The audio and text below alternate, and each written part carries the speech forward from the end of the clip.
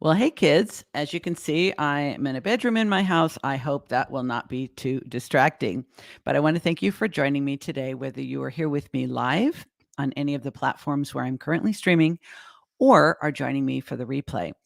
If you listen to this week's episode of the Driven Woman podcast, the Driven Woman Entrepreneur podcast, then you will have heard my interview with expert copywriter, storyteller, mental health background informed writer, creative writer. And we had a very interesting conversation about writing, copywriting, and the customer journey. When I started my business online after closing my professional practice several years ago, I had a lot to learn about writing. One of the first things I had to learn was how much writing we actually do when we are marketing our services online. There's so much writing. And this is irrespective of whether you create YouTube videos, blog posts, or a podcast. There is a ton of writing. Something I say over and over and over, and it can be a hard pill to swallow for anyone who has been a professional, an expert, a thought leader of any kind, and they are now marketing their services online, is really just how much marketing and selling we actually need to do. When I first launched my podcast, it'll be 3 years in May, so many people were saying, "Oh, I'm giving so much free content away. I'm giving so much valuable free content away." And that was what I was hearing at the time I was planning to launch my podcast. So I'm thinking, wow, I have this terrific podcast.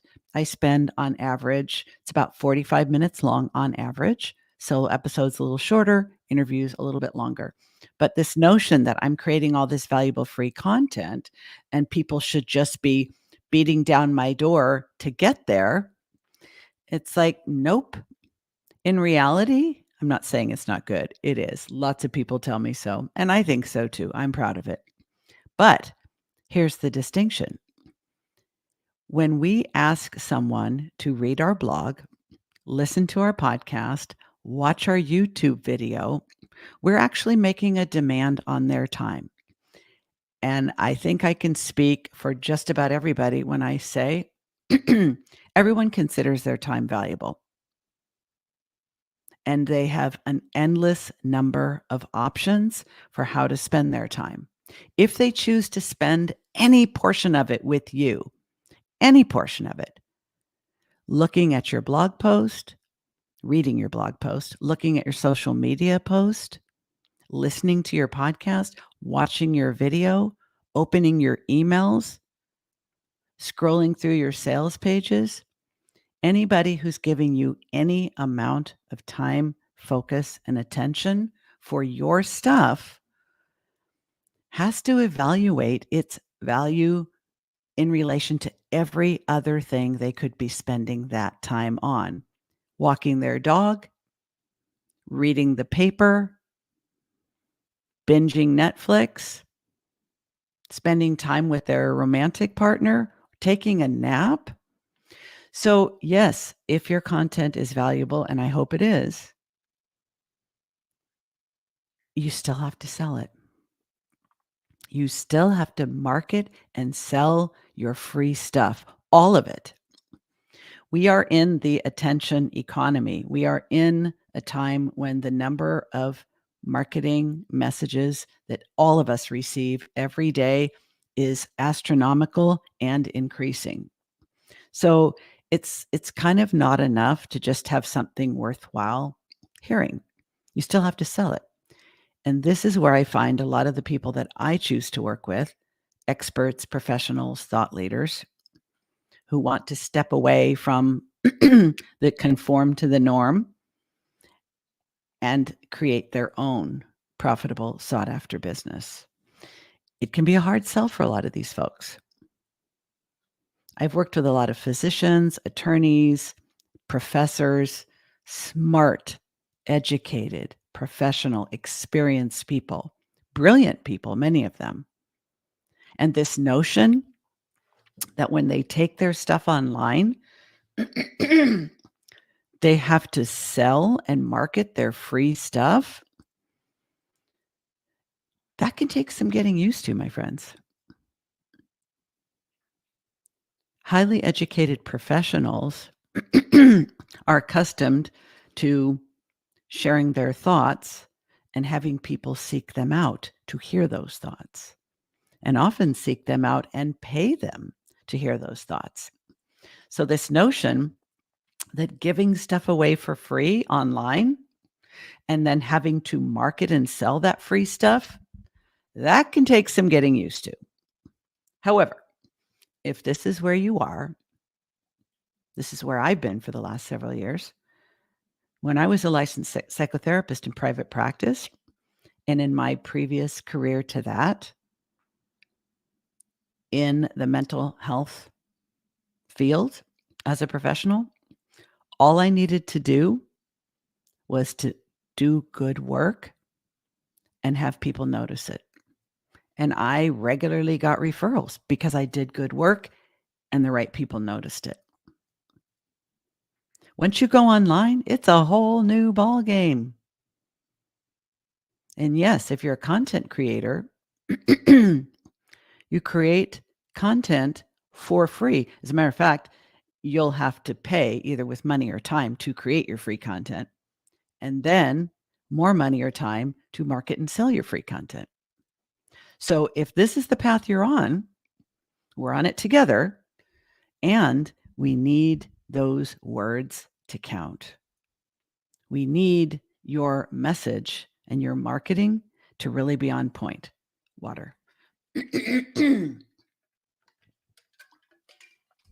So how do we do that? Well, in my conversation with Erin Olilla, the copywriter that I interviewed for this week's episode of the Driven Woman Entrepreneur podcast, she lays down some really good foundational ideas. I strongly recommend you listen to it. I also interviewed Abby Herman, who is a content strategist, sometime last year. You can find that episode in the feed as well. She talked about the customer journey in 6 steps. And I think it really comes down to 3 things. And then I'm going to start talking about the tools that I use to create my content. Okay, so stay with me to hear that. To create marketing and sales materials, whether we're talking about social media posts, emails, landing pages, sales letters, captions of all kinds, blog posts, website copy, all of the above, it's copywriting. Copywriting is not just writing. A lot of the people that I work with have tons of publications to their name. Professional writing, technical writing. I worked with a professor of creative writing, so she has a lot of creative writing as well as professional and technical writing to her credit. It's not copywriting, friends. Copywriting is writing that has the intention to motivate the reader to take a specific action. Whether that's book a call, buy my book, sign up for my webinar, whatever it is. Copywriting is writing that persuades the reader to take a specific action. You could call it your call to action. And if it's done skillfully, the reader wants to take that action. They're not being compelled to take it. This is not hardcore sales. This is not like going to a, being subjected to an infomercial or a high-end sales pitch from someone who's selling timeshares or an MLM. Copywriting, when done well, persuades the reader to take the action that is intended, and they want to take it. How do we do this? It's not a mystery. It's not magic. It's actually a very specific skill set. And I do happen to believe that really good copywriting is both art and science. It is both a skill set and a mindset, but it can be learned. And unless you hire someone like Erin Olilla, you need to learn it. So here's what I suggest. One, we can think of our target market, we can think of our niche, we can think of our intended readership, but it always comes down to a single person. You may have an audience of 100,000 people, but your audience is made up of 100,000 individual people. You need to connect with each reader individually. Now, you need to know enough about your specific niche, target market, intended readership to know what kind of language, what kind of topics, whether you can use slang or you need to be more formal, whether they would tolerate colorful language like I use on the Driven Woman Entrepreneur podcast, or whether that would make your stuff a hard no because they would find it offensive. You have to know the personality characteristics of the intended reader well enough to know how to speak to them. I happen to be married to a German. And in the German language, there's the formal and the informal. We don't have that in English. So we might have more professional language and maybe more conversational tone or slang and so forth. So how you talk to them matters. Knowing them from a psychological basis and also understanding them from a human nature basis. People are curious. Some are extremely curious, like me, but all people are curious. So when we ask a question, we're inviting engagement in our material. When we might make a controversial statement, they are more likely to respond to either agree or disagree. So there are certain techniques, but we have to get in the mind of our intended reader so we know how to talk to them, what to talk to them about, and what would be of interest to them to begin with. We also need to understand the customer journey from the aspect of pacing and timing, given our intended reader. So, for example, let's say we happen to know that our readership are highly educated, professional people who really vet their sources, who research things extensively, who tend to be a bit guarded and don't make any decisions of importance rapidly. That customer journey is going to look totally different than if we were marketing to an impulsive, quick acting, quick thinking audience that's going to see it, like it, or hate it, and act on it. Boom, boom, boom. These things matter, right? They really do. Now, if you are a content creator and you know who your audience is, and you know how they like to be talked to, you know what they're interested in being talked to about, and you also know what actions you want them to take, whether it's signing up for your newsletter, following you on social media, getting on your email list, getting on your wait list, booking a call, buying a product, hiring you. If you know all of that and you're looking for ways to make your process more streamlined, I'm going to get a little bit more water and then I'm going to tell you the specific tools that I use and why I chose them.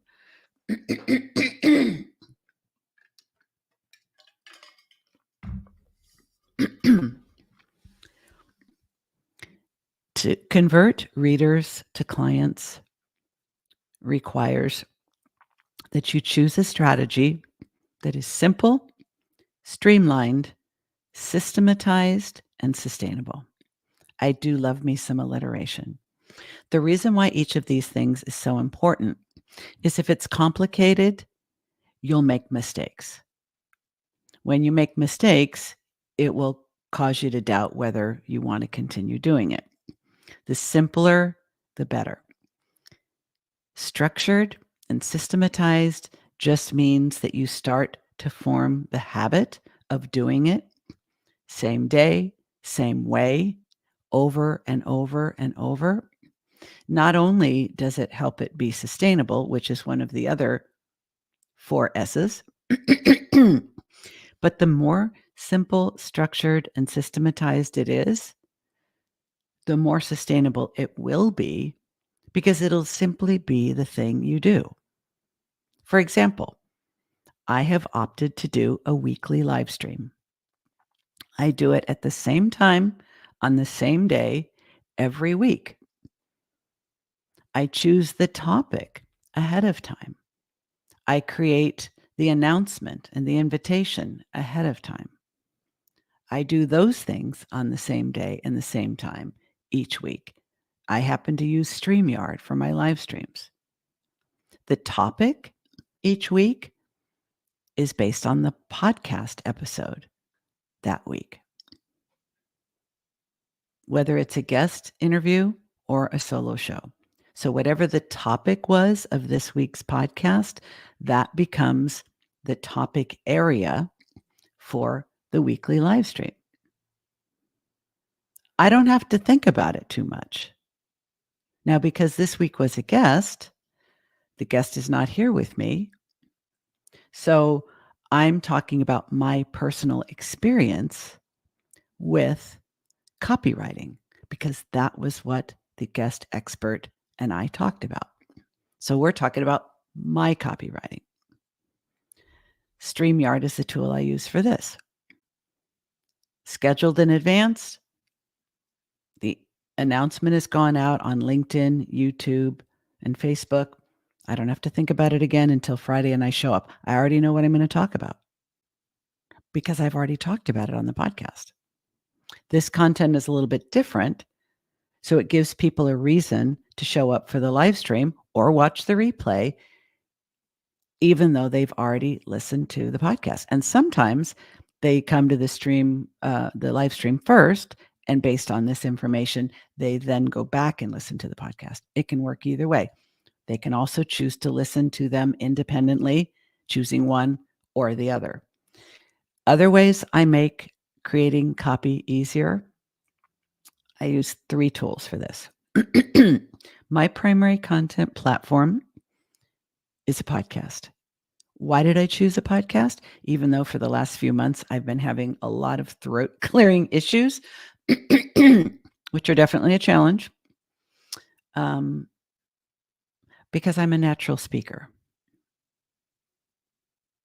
I am a good writer. I am a natural speaker. I've done very well as both a podcast host and a podcast guest. I enjoy the medium. I listen to a lot of podcasts. If you are thinking about starting a podcast because one of your competitors has a podcast, or because your business coach told you you need to have a podcast, or because you just think it sounds cool, if you're not a podcast listener, if podcasts are not your primary preferred method of consuming content, I strongly suggest you do not start a podcast. You won't stick with it. You won't. Having a podcast is a lot of work and it requires a lot of passion and commitment. If you are not into podcasts, there's no reason good enough for you to have one. So start listening to podcasts. If you fall in love with podcasts, if they become your preferred form of consuming content, then get yourself some gigs as a guest on other people's podcasts. If you still like podcasting, then and only then think about having your own. But if you do, I have worked through several different recording platforms and abandoned each of them for different reasons. The one I'm using now and have been using for a while is Riverside. None of the recommendations I'm about to make are affiliates. I'm receiving no compensation. They don't even know I'm recommending them. I like Riverside for the primary reason that it will record a remote interview with a guest on separate tracks. Separate tracks means you can repurpose anything from the individual stream individual recording of one person or the other person. And then the combined track is the final podcast. I have an editor, and I have someone who does video editing and someone who does audio editing. The fact that I record the podcast on Riverside means there are two separate sets of recordings in the cloud, an individual audio of me and an individual audio of the guest. Then Riverside combines the two. There's also separate video of me and the guest and then combined. So that means if I want to repurpose that content, and I do, I can have a little video clip of just the guest or me or both of us side by side. If you do not use a platform that allows you to record separately, you do not have those options. A lot of people like to record on Zoom because they have Zoom anyway. And of course, Riverside is a small additional expense monthly. But I think the audio quality is better, the video quality is better, and the separate tracks makes so much more of what I'm about to recommend even possible. So that's Riverside. Next up, Descript. Descript, I could choose to record my podcast, audio and video in Descript, and maybe someday I will. But my team and I use Descript to edit. You can edit the video or the audio by editing the transcript. So we get a transcript from Descript. We can identify quotes that we can attribute to the guest, or if it's a solo, to myself, which then become social media posts. We can identify things that were mentioned, resources, recommendations. We want to make sure we highlight those in the show notes. And neither my editor nor I need to go back and listen to the entire recording to do that. We upload the file, the audio file or files to Descript. We get a transcript almost instantaneously. We can then scan through and pick out the quotes, pick out a 1-minute segment to then use as a audiogram or a videogram, and make changes directly there, create the show notes from there. It's such an amazing tool. And it actually, Descript, I'll be honest with you, Descript can do so much more than I'm even using it for. And it is my tech limitations at this point that prevent me from fully optimizing the use of this tool. It's fabulous. And my third and final recommendation for tools today is Capshow. Capshow is the first AI-generated copywriting tool for podcasters. I love the team at Capshow. It's two female co-founders. They treat their community very well. I decided to become a Capshow Collective member, which means I'm at the pro level and I have a 6-month membership where I meet regularly with the founders. I'm also a beta tester for Capshow 2.0. I love this platform. I love this company. I hope they blow up and become like a household name. Why? Because as I said at the beginning of this live stream, there's a lot of writing you need to do, even as a podcaster, because you still have to market your free content. So there are social media posts, there are emails, there are LinkedIn newsletters, there are descriptions on YouTube, there are, you name it, show notes, transcripts, even the title and description. There are so many ways that you need to use writing skills. My dog is at my feet, so if you hear a little sound, that's what it is. Capshow allows you to upload the file of your podcast. Within a couple of minutes, it will give you 5 different potential angles, sort of ways to shape the content that's in the podcast episode in a particular way.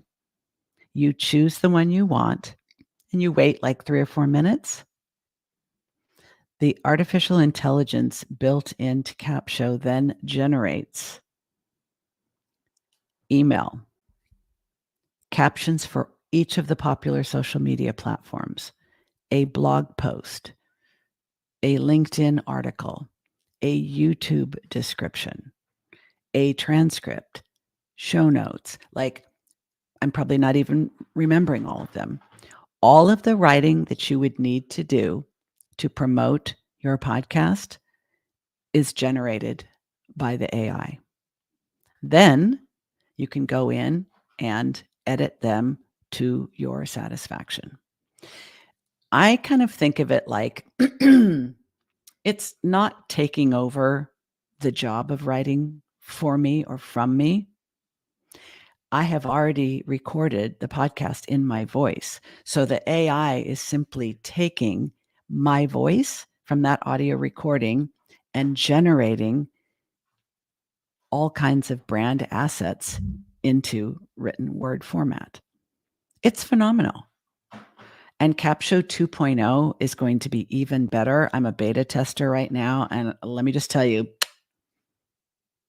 it's going to continue to get better and better. So I save time, I save effort, I save energy, and I'm literally creating brand assets that help me market and sell my content so that I can market and sell my professional services. These are 3 of the best tools, and I have been looking for the best tools. I continue to look. I try every new one that comes out, and I will only change if something is significantly better than what I'm already using, because there's a learning curve and all that. But these 3, Riverside, Descript, and Capsho, literally make it possible for me to create customer journeys that convert and to go from readers and listeners to clients in the most efficient and effective way. So I apologize for my scratchiness of my voice. I apologize for the bed in the background. And I apologize for the puppy scratching at my feet. But I know that this information is valuable. And if you have a podcast or you want to have a podcast and you stop yourself because you think this is going to be so much work, these tools will take a lot of the heavy lifting off your plate and also teach you to be a better copywriter. I have extensive writing background, and I am now a better copywriter because of the AI in Capsho and what it's teaching me. Let me know if you have any questions about any of this. I would be happy to help further.